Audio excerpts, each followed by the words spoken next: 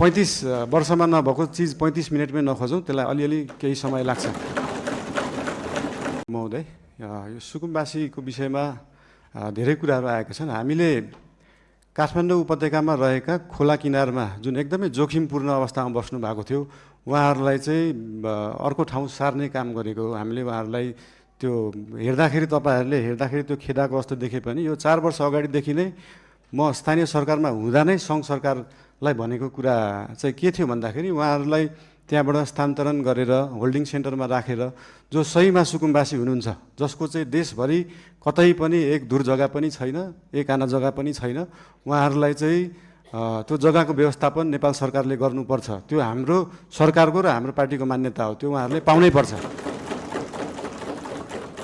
तर काठमाडौँ उपत्यकामा बसेकालाई किन एकदम प्रायोरिटी दिएर हटाइयो भन्दाखेरि विगतका धेरै वर्षहरूमा बाढी आउँदाखेरि उहाँहरूको घर डुबानमा पर्ने र उहाँहरूको स्वास्थ्य अवस्था पनि एकदमै नाजुक थियो। उहाँहरूको सेनिटरी अवस्था, उहाँहरूको त्यो वासरुम टोइलेटको व्यवस्था, त्यसको निकासा सिधै खोलामा थियो र उहाँहरूबाटै निस्केको त्यो फोहोरको दुर्गन्धले फेरि उहाँहरू नै बिरामी परिराख्नु भएको थियो।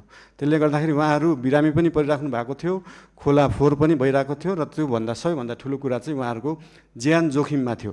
उहाँहरूको ज्यान जोखिमबाट जोगाउने काम गरेको हो नेपाल सरकारले।